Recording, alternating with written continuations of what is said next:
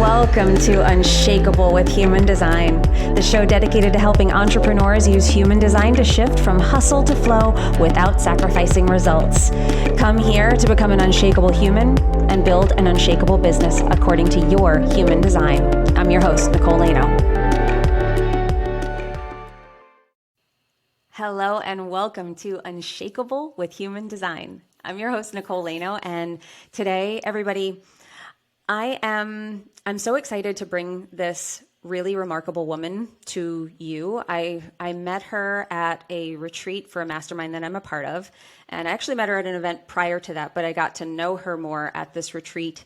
And there are just some people that pull you in. There's just some people that you are just kind of like you feel expanded by, and then you want to bring them to everybody else. And you're like, who else can I expose to this magic that this woman has?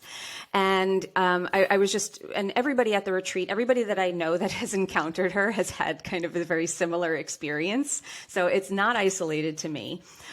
She's not only wise, she's just, she has this deep, rich history of lived experience, and she brings it all together in the most beautiful and actionable and easy to understand way. She is sort of a kindred spirit in that way because we're both 5-1s. She's a 5-1 sacral manifesting generator. As you know, I'm emotional, but I'm also a 5-1 and I'm a manifesting generator.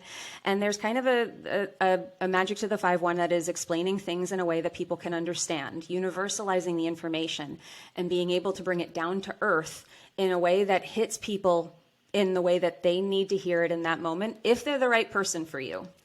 And she was the right person for me. She is an Enneagram expert.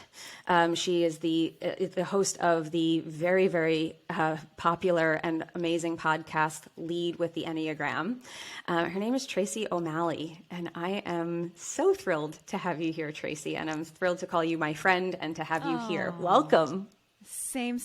And I feel the same way about you. You know, in the land of human design, there's lots of so-called gurus, experts out there, and there's some that are okay, but nobody really captured me, you know, because I speak Enneagram language most of the time, but like human design is important for me to understand. And, you know, there's a lot of commonalities between the two and the self-awareness piece. But you, as a 5-1 manifesting generator, Enneagram 7, honestly, like you were able to speak it to me in a way where it's like, yes, okay, tell me more. And I don't take that lightly when I'm not impressed by many people. So when I met you, I was equally as intrigued and drawn in. So thank you for having me, and thank you for trusting me with the people that trust you. I don't take that lightly at all.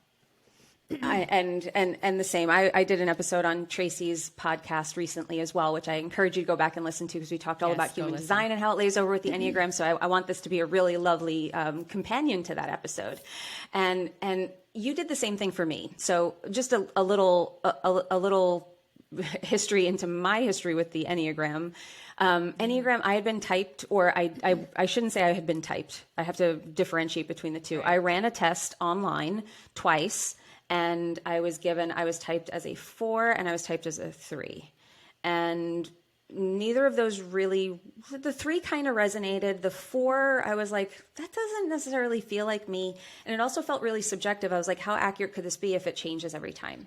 And then you typed me, which is very different. And when I got that, I was a 7. And I was like, I was not expecting that. Yeah. And it not only resonated, but the way that you brought, like, it wasn't just about this is who you are. It was, this is where you come from. This is where like the motivation comes from. So can you tell everybody a little bit about your like history with the Enneagram and why the way that you do it is different? Well, I came into it kicking and screaming 11 years ago. By my therapist. I was not at the greatest point in my life, quite honestly.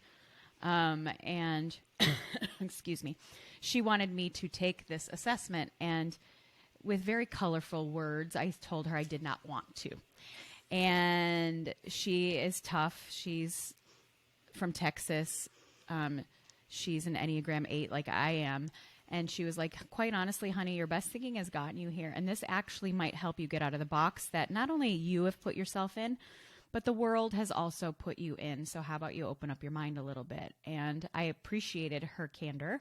I appreciated, with my colorful language and energy, that intensity that I bring to the table, which is usually to put people back on their toes. I appreciated that she would go toe to toe with me, and the respect was there. So I was like, all right.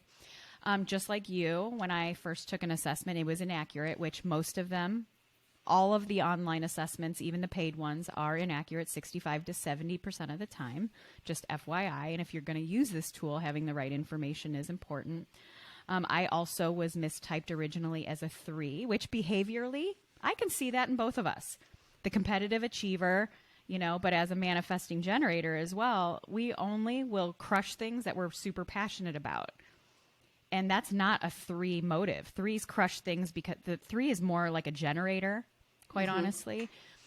And so we quickly understood that I'm not motivated remotely like a 3. Behaviorally, I can look like a 3 depending on the circumstance and the situation. But the motive behind everything I do has nothing to do with what a 3 is. And same for you. I could tell you right away, like, there's no way you're a 3. And so we recognize that actually how I'm motivated and the things that I fear at the core of who I am is very much like an 8. And what that did was unlock why I do push people back, why I am so private, why I am very cautious, domineering sometimes, aggressive, intense. And it gave me language in a way that didn't pull out the shame stick on me. It made me understand myself at a deeper level. And at the time, I was also, branching into and taking the journey of recovery and sobriety from not just alcohol, but eating dysfunctions and disordered crap and codependency. I mean, I was also kind of journeying then, and I'm still maintaining that. And I think understanding myself made that process, which is really hard, a lot easier. Removing substances and people and places and things is only the symptom of the problem. Like, getting to the root of why you do what you do is the key to having long-term kind of sobriety and recovery. And the Enneagram really allowed me to get to the heart of things really, really quickly without the emotional charge to it. And so, when I was sitting there learning about myself, I had this aha moment sitting in rehab with my therapist that, I only speak this one language, and I am raising 2 children who were 14 and 15 at the time who don't have the same makeup. And I quickly started to dive deeper into the other 8 types. There's 9 types on the Enneagram. And I realized that the 2 that I'm raising are not only different from me, but they're different from each other. And so I started to learn their language while I was, kind of journeying on myself to kind of understand how they are motivated and how they fear. And when I came home, I started integrating that information. I didn't tell them what they were. I never mentioned the word Enneagram, but I know my children well, and I know what is at the heart of both of them. But I didn't have framework before, right? And this gave me framework that when I started integrating my understanding and the intent from all the beautiful, loving places, that it shifted our household overnight. And I was like locked in. And then, obviously I started bringing it into business and leadership and all sorts of other things. But that's kind of where the roots started. And that's, so talk to me a little bit about motivation versus behavior. Right. So I think with most of us, we have behaviors that are usually the coping mechanism. In the land of Enneagram, there's three main motives. And depending on what your Enneagram type is, you'll fall into one of these 3. Now, we are, excuse me, I'm fighting bronchitis. We do use all 3 of these things. Like, they're all important, but wherever we default to, once we kind of bypass our intuition and our nervous system, we fall into our core Enneagram type, which is our personality, our expression, and the core motive there. But a lot of times, if you're motivated by something, this is like who we are designed to be.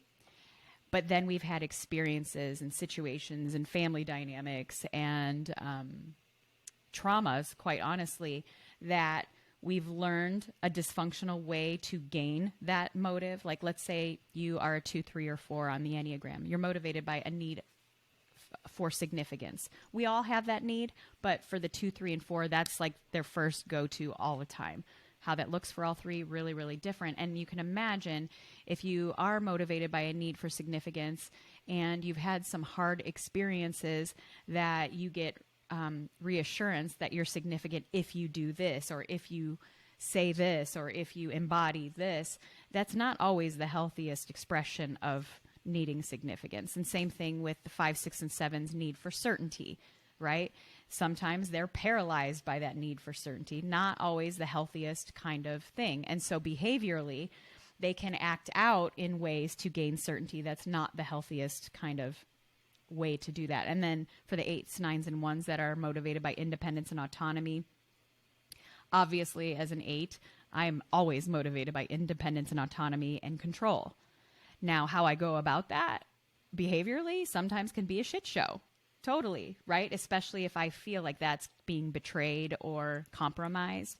And because of the experience I had growing up, behaviorally, I could look like a peacemaker by, keeping harmony. So like behaviorally, I can look like that. Same thing with why we both behaviorally tested as 3s, because depending on the time that we were taking this test in our life, maybe we were going after something. And so behaviorally, we look very 3-like, but at the root of who you are, you want options. You want everything available to you. That's not necessarily significance driven. That's certainty driven. So this is kind of like why those online assessments, they don't take, artificial intelligence is great. It is. I love it. But it can't take everything into consideration all the time. And so this is kind of why the behavior versus motive is really important to understand. And it's funny, I get a lot of people, especially high achieving women, that mistype as 3s, and they're really excited about it. They're like, yeah, I'm a 3. I'm like, no, you're so not. But okay, let's dive a little deeper. And then when they find out like they're a 2 or something, they're like, oh my God. I'm like, I know, like, I get it. When I found out I was an 8, I was like, great, I'm an asshole. That's awesome. Awesome. When I found out I was a 3, or when I got the result back that I was a 3, the feeling was, I actually didn't like it, where it didn't feel true to me. And it was at the beginning of like me jumping into entrepreneurship. So I was absolutely chasing something. I was in achievement mode. But when I read it, I was like, that doesn't feel like who I am. And that was the difference. And that was, I think, the disconnect for me, where I was like, I don't want to go deeper into this because there's something that is resonating incorrectly with me, where I'm like, this doesn't feel right. And then the 7, that motivation of certainty, I can see that on a spectrum in my life and how it is a consistent theme for me, but also just that need for freedom. And that's the biggest fear for a 7 is being boxed in. Options are taken away. Freedom is restricted. Like 3s, they don't care so much about that. But 7s, absolutely. That's the core of every big fear that a 7 has. I want it all. That's why you're an enthusiastic visionary. You are. And you can have it all. You absolutely can. Now, how you go about it is very interesting. Yeah. And I want to go a little bit, because I didn't know that these things really existed, because I had a superficial relationship with the Enneagram for the reasons I just explained. But when you typed us, so at the mastermind, one of the many things that we've gotten with that membership is we were typed by you, and then we had this session with you at our retreat where you went through the whole thing. And you told us about our tri-type, and then you explained the wings. And that to me grounded into nuance and made it much more multi-dimensional than just like, you're a 7 and this is the 7 thing you're going to do. Right. That I was like, okay, now I'm starting to see this. And I saw it lay over a lot with a lot of my human design chart. And then the wings, and how that really resonated with me, because the wings, when you explained that, and I knew what the wings were, and I want you to explain a little bit about that, but just how it affected me. the areas I have seen the most growth and where I have seen myself really, really grow and expand as a person were when I, not knowingly leaning into my wings, but when I was embodying the energy of those and working on myself in that way, or nurturing myself in those ways, is when I've seen the greatest expansion. And what I do like about this, outside of human design, is obviously my tool of choice. But what I think Enneagram really has to offer is there is a simplicity to it. There's a lot of depth, but just like type, strategy, and authority, when you get some of these things down, you can have really tremendous results with just using a few pieces of the system. And it can be like you said, life changing. So can you tell everybody a little bit about, can you talk about the wings and how they work? Yeah. And before we do that, I kind of want to explain for those of you that are familiar or not familiar with the Enneagram, kind of how the framework works real quick. And you won't hear it explained like this anywhere else. And this is where I'm very, very different, because I'm just bottom line me, tell me how this benefits me and what this actually means. And so I just want to give you kind of this quick visionary or visual of what this looks like. So in a beautiful, perfect world, we are operating in our intuition and honoring the nervous system, our body, the ultimate compass, right? And I do believe those are divine gifts from a source, right? Whatever you call that, it's totally up to you. But, that intuition and our nervous system, most of us, I would say, most people that I've encountered in my 51 years of life bypass both of those pretty quickly, right? Because it doesn't make a hell of a lot of sense. It's like, holy crap, what does that mean? And if you're like me and Nicole, who are just go after it, go-getters, our body keeps the score, and our body never lies. But so often we're like, yeah, I know better. See ya. Take a back seat. Hold my beer. I'm going to go do my thing. And that's where the Enneagram kind of comes into play. It's we default into our core type, which is where we're motivated and where our fears reside. And then that is in a center of intelligence. And like I said, we use all three of these centers of intelligence. And that's where the tri-type came in.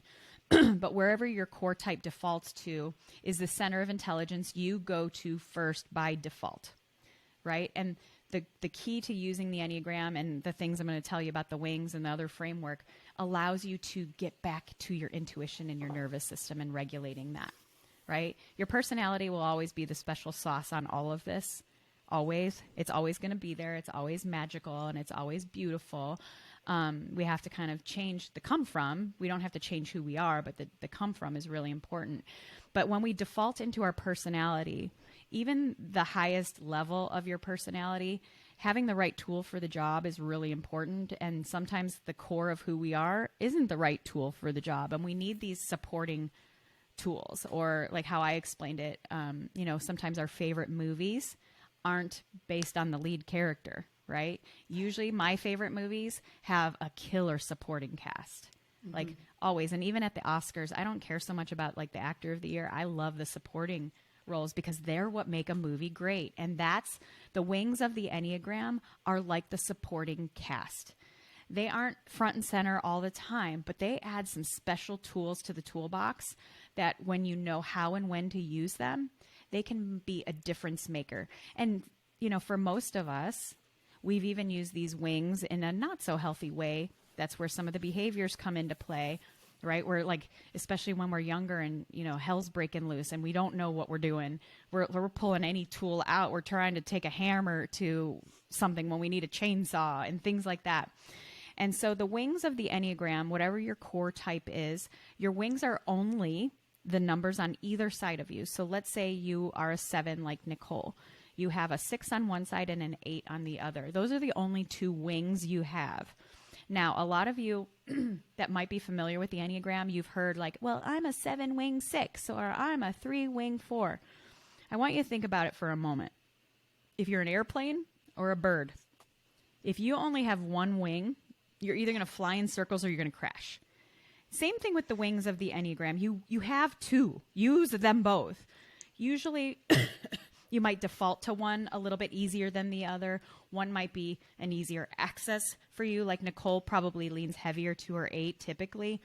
But as she evolves and grows and understands where she needs to use her 6, she can use that more effectively. It's just like building a muscle, right? You have to know how and when to use it, and you have to add resistance and practice and all the things in order to get really skilled at that.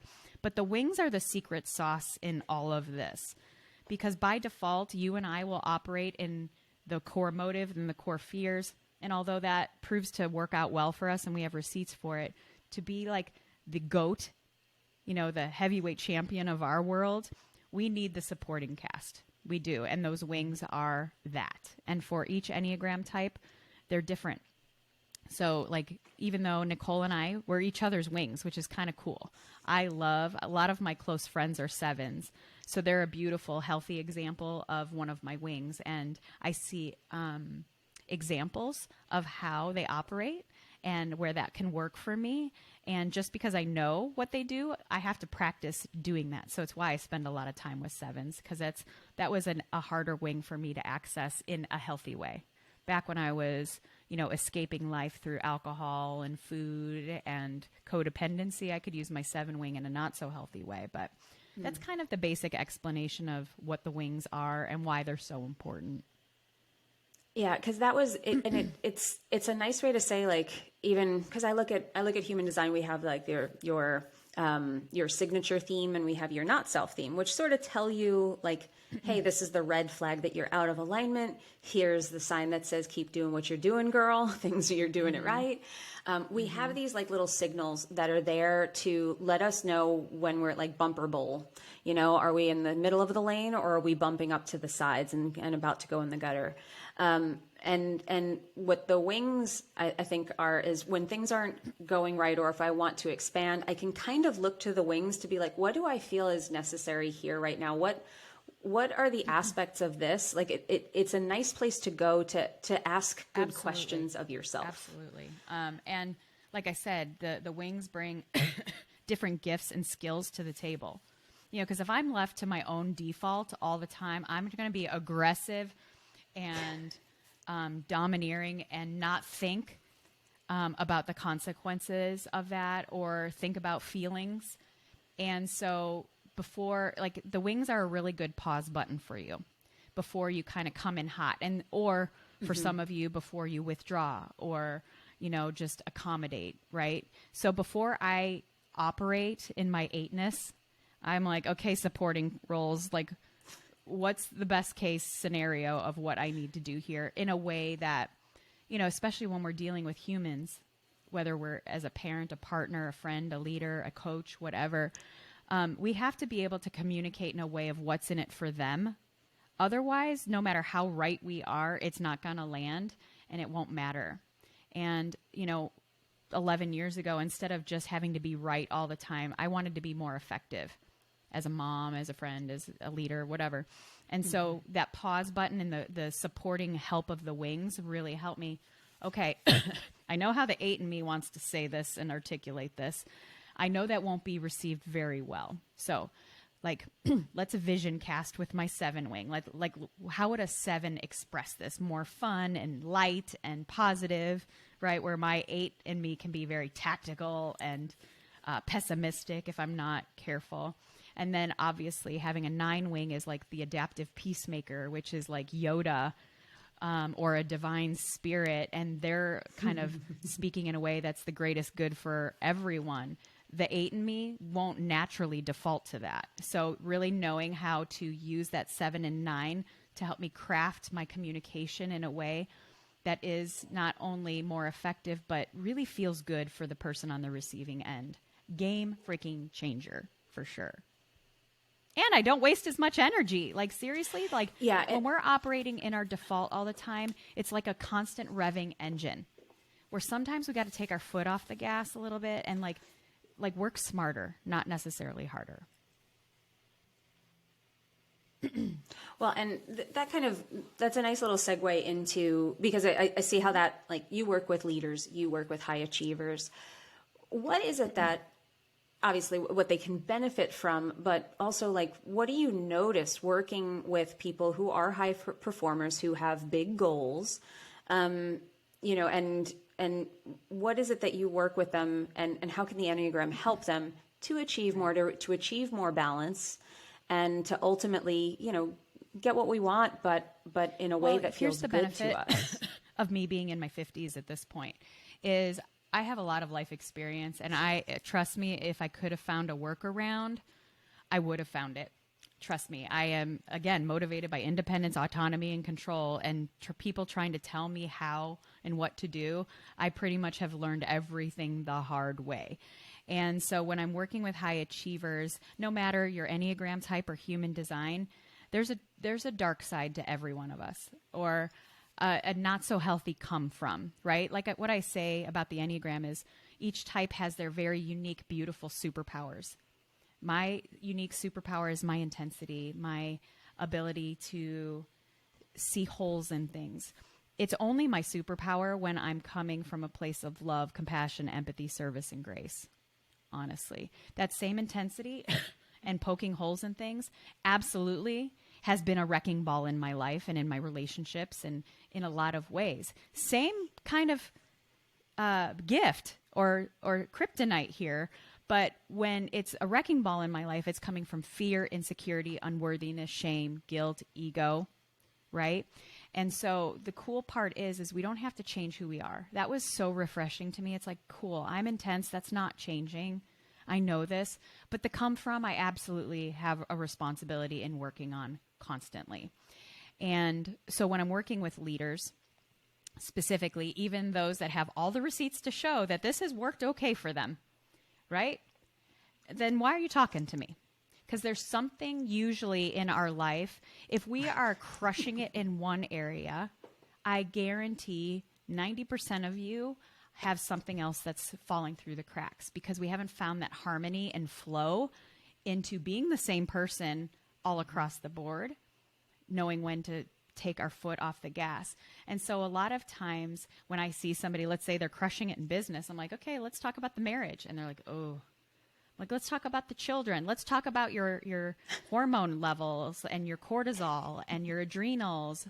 Or let's talk about, your friendships and your support group. Or let's talk about this little drinking thing you got going on, right? So for most of us, if we're crushing it somewhere, usually there's a shame closet or a shame cave we're in because we know that we can't sustain that without dropping the ball over here. And so the gift of the Enneagram has given me in my life, like I pretty much have all my buckets doing well at all times. Now there are moments, obviously, because we're humans and I have my own shit where I will like take my foot off the gas somewhere else and then, all the things. But the gift of the Enneagram is really finding harmony, fulfillment, compassion, and knowing like, hey, just because I might not have this amount of success, and you insert what your measuring stick is, but I feel fulfilled here. I feel harmony here. I feel great here. My health is thriving. My kids are doing great. My relationships are solid.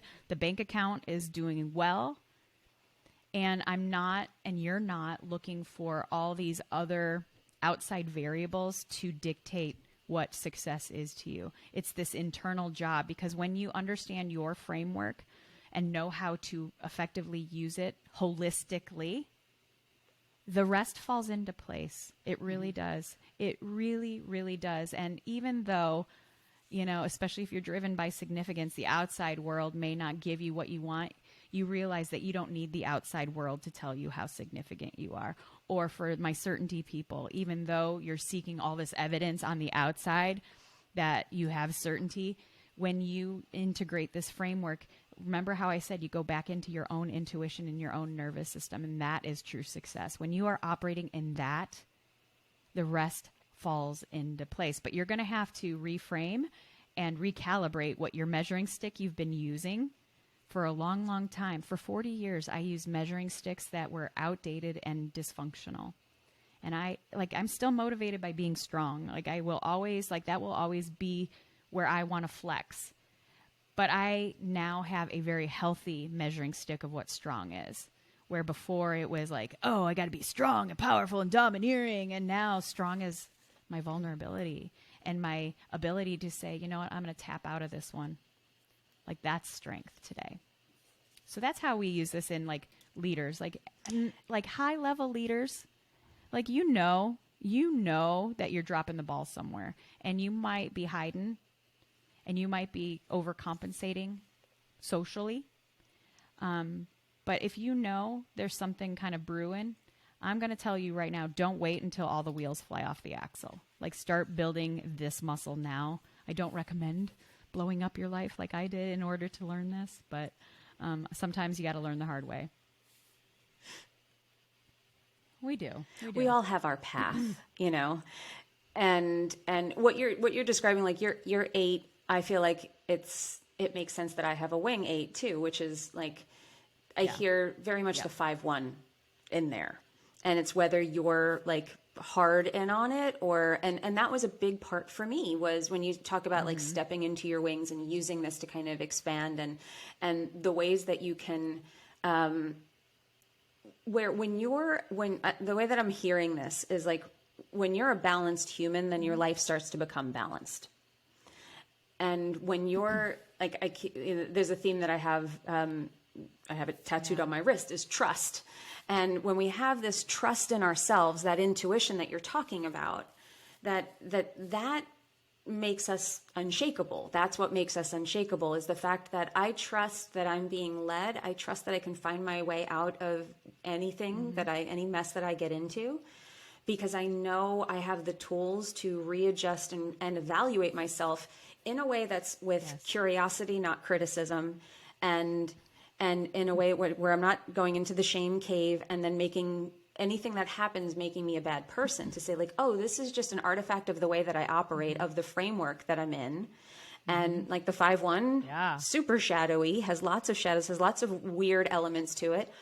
Great power. And for me, learning to love that part of me, to love the 8, to love the 5-1, to love those characteristics, and to see how they had so much to offer the people who came into my life, that it wasn't this hindrance and it didn't make me an asshole, like you were saying, and learning to love that. And then, and for me, leaning into my 6 and understanding what that means and how that can soften things and offer something else.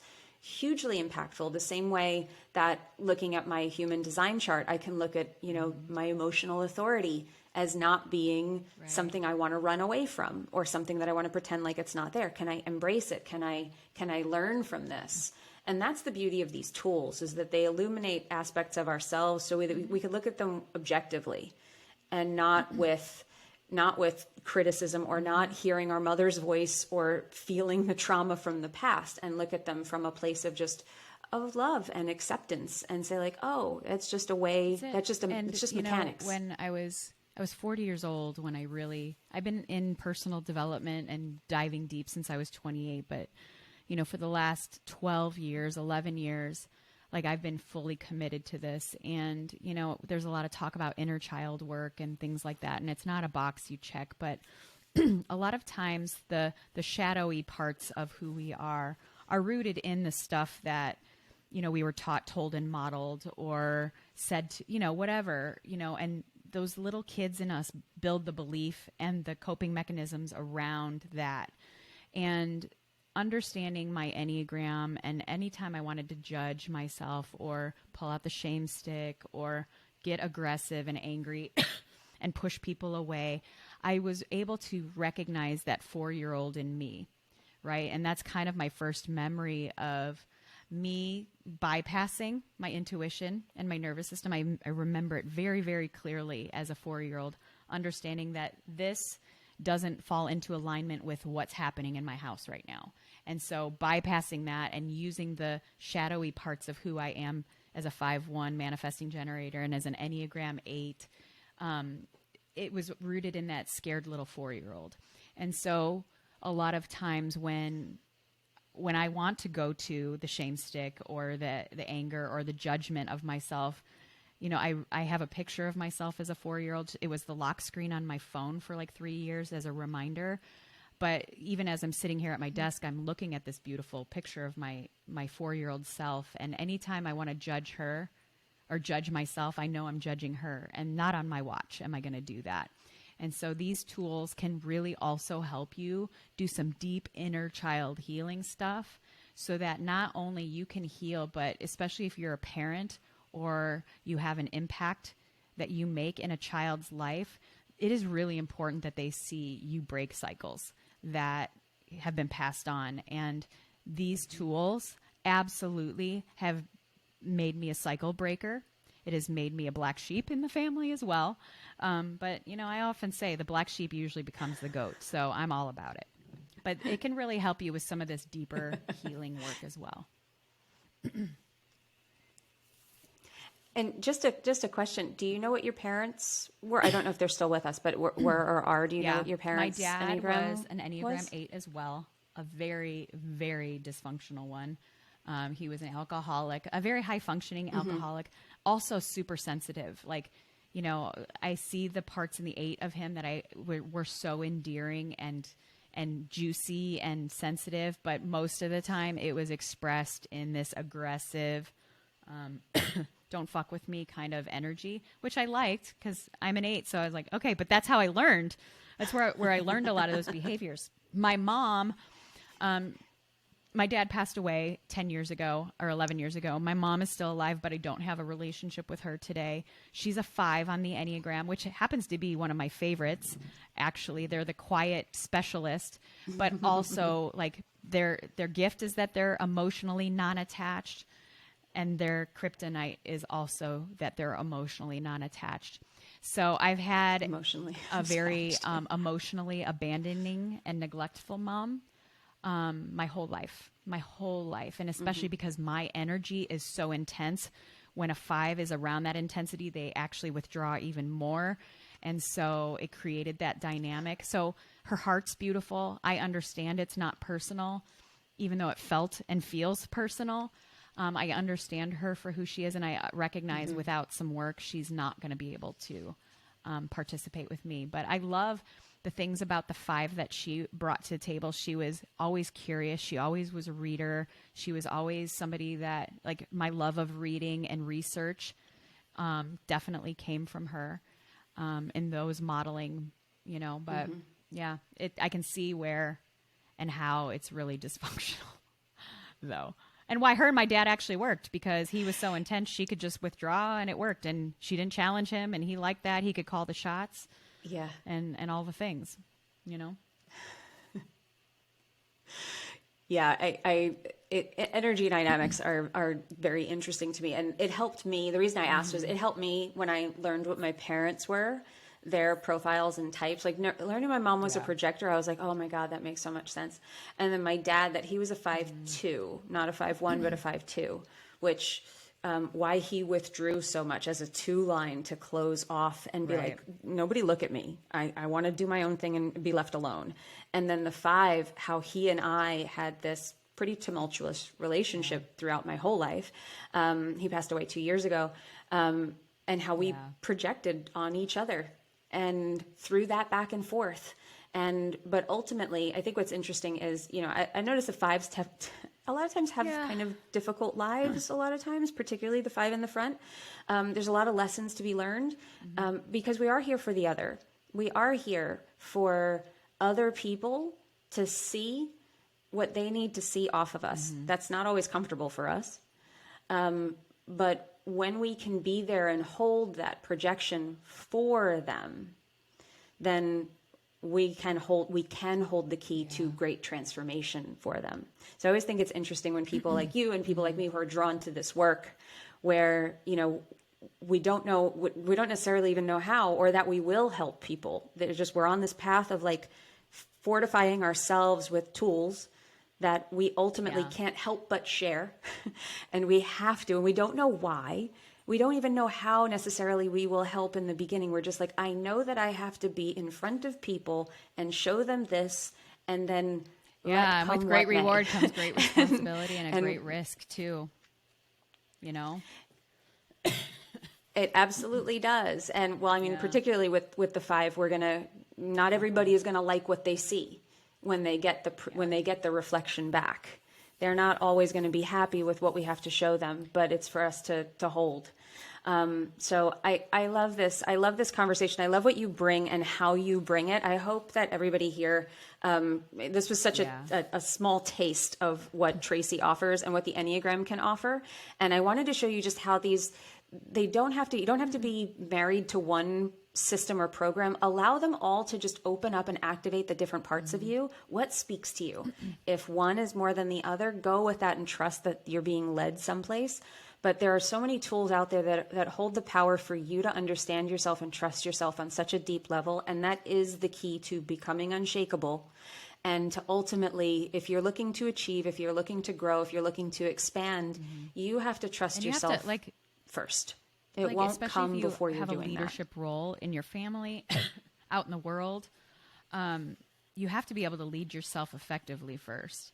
And I use all the tools. I use the Enneagram, I use astrology, I use human design to reinforce that intuition and that knowing. Like, because I've been doing this as long as I have now, like when I talked to you about human design, I was like, oh, check.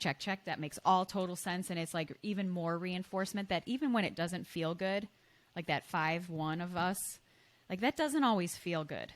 It really, really doesn't. Mm-hmm. It sucks sometimes. But I also know like the reward of that. And even though I will take the hard parts that come with this really beautiful responsibility as a 5-1 Enneagram 8, like 8s also are like very 5-1 energy as well. So it's like a double whammy in a good way, but also in the hard way as well. Mm-hmm. But I'm here for it. And it's funny that you said that about like that 5 knowing that I'm here to be in front of somebody and to like I'm here for people. As a 9-year-old, like I said, at 4, I remember the first time I bypassed my intuition and self-abandoned. At 9 years old, I saw and heard and felt very clearly like this is all going to matter for something. You just hang on. Keep your chin up and hang on because this is all going to matter for something. I don't know what, but it will. And here we are, 40 years later. It's beautiful. I had the exact same feeling as a child. I was like, this is serving me somehow. I just don't know. That is what kept me going. That is what kept me through every hard time. It was just like, I know this serves some purpose that I can't see in this moment. Yeah. So thank you for sharing that. That hit me hard. You said it. I got like a little choked up there. I was like, it's a crazy story I've shared before. I was 9 and it was like on a Sunday morning. After, the weekends were really rough in my household because the drinking escalated and the fighting. And so Sundays were my quiet time. I'd get out on my bike and, it was a rainy morning. But I felt called to get on my bike and I just went to different churches, any denomination. And I walked into one church and I was like a drowned rat, 9 years old. And I walked in and my big green eyes are looking up at this person. I'm like, I don't know why I'm here, but I know that I was called to be here. Because I was seeking, like, what is happening in my house and how, like, why is this happening? And it was in that moment that it was like, this is all going to matter for something. Just trust and lean in. And so like that, I was like, okay, here I am. I'm going to just honor this intuition. There was, there was the hanging on, but sometimes I hung on with a bottle of whiskey and sometimes I hung on through dysfunctional codependent relationships, but I still hung on and here we are. It all mattered for something. As we do, and you're able to help people going through those struggles now because of them. So thank you so much. Can you tell everybody where they can, because they're going to want to stay in touch with you, they're going to want to get more from you. Can you tell them where they can do that? Well, if you are intrigued by the Enneagram at all, I have a really great podcast, Lead with the Enneagram. There's over 300 episodes. You can binge yourself away. And some of it's very type specific. Some of it's, all areas of life. Like I say, I take a holistic approach because we are holistic beings. If you're on Instagram, Tracy_O'Malley is the best place for that. And if you want to get typed properly, you have 2 options. You can do my assessment, which has over 95% accuracy. I've tested it thousands of times. It is true. And then you get your own customized blueprint, which is like your soul blueprint, basically, and the user manual and your framework, like all the wings and the things we talked about today, plus more in your own customized blueprint. I have a human design, like my blueprint printed out, human design. I have my Enneagram one printed out. It's like a reference tool, right? Like you said, Nicole, it's not like this is who I am, like a label. It's like, how do I use this framework for me? But if you want the actual guide to show you how to use the handbook, you can spend 90 minutes with me. It's like 10 years of therapy wrapped up into one. Very high, accelerating your transformation. Like, it's one thing to read the manual, but it's another thing to have the person who wrote the manual explain it in your life, in your terms, in your case, whatever that looks like, business, professional, personal. So 90 minutes with me seriously will blow your freaking mind, if that's what you're feeling called to do. I'll straight shoot you with so much love, and we'll go from there. I cannot recommend it enough. Get in this woman's orbit. You will not be sorry. Tracy, thank you for being here. I'm so grateful to know you and to have you here and to have you in my life. So thank you for that. And thank you, listener, who made it all the way to the end of this conversation with us. We appreciate you. Please let us know if you loved this episode. Tag Tracy and myself on Instagram and share a little something about the episode in the stories. We would love to hear from you.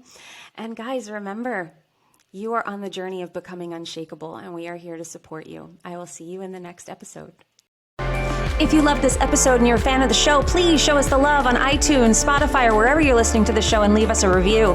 And if you'd like to connect with other entrepreneurs on their human design journey, join our free Facebook community, Human Design for Entrepreneurs. Go to nicolelano.me/podcast links to join the group, book a human design reading with me, or access our free human design resources. We'll see you there.